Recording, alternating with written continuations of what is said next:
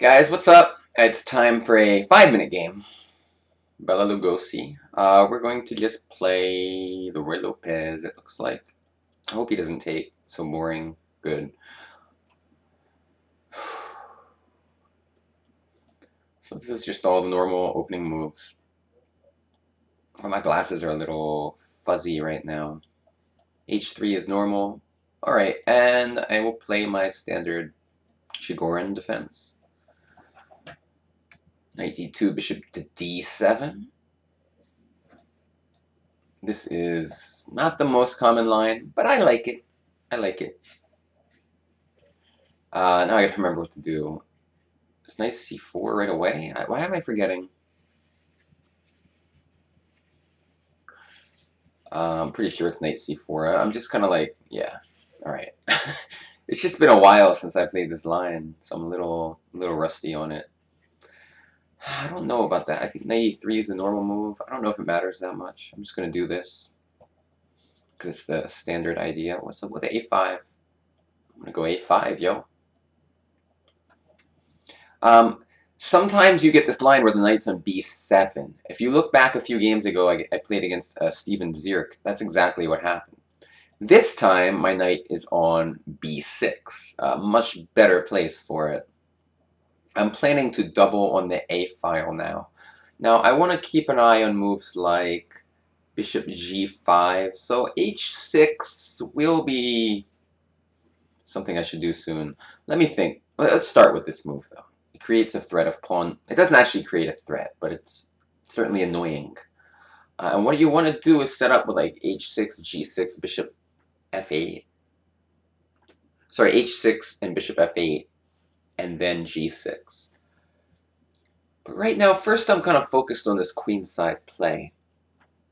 So, like, I don't have a threat, but I do have a lot of pressure on his queenside with my two rooks there. However, it seems difficult to utilize any other pieces. Now, one thing I want to watch out for. If I capture in b4, he'll take with the c-pawn, and then what he might do is maneuver his knight from g3 to c3.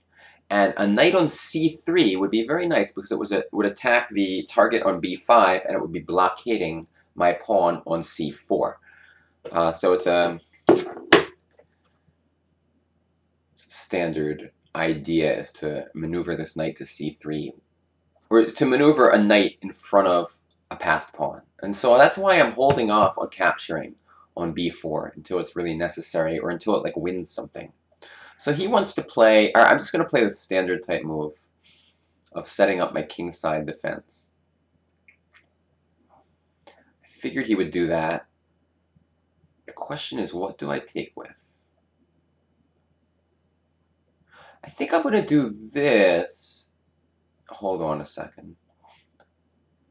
All right, I think I'm doing something a little weird, but I like it. I was going to go queen d8 with the idea of bishop g5. He has some issues because I have this never-ending queenside attack.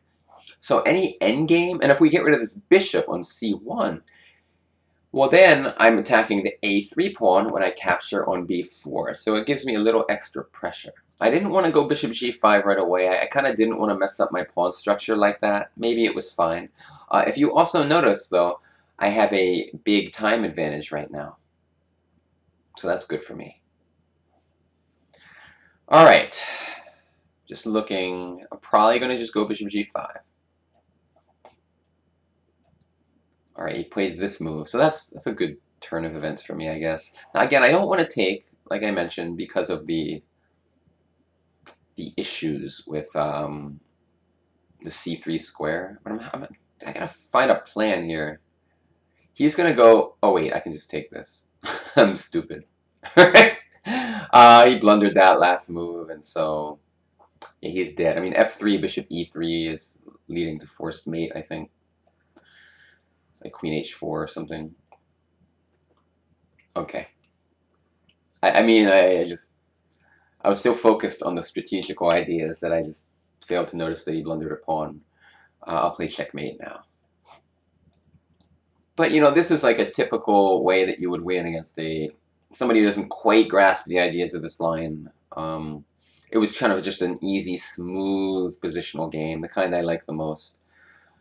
We'll quickly take a look at what happened. And the key idea is maintaining this tension. Well, like this situation, for example. Okay, let me look at actually earlier.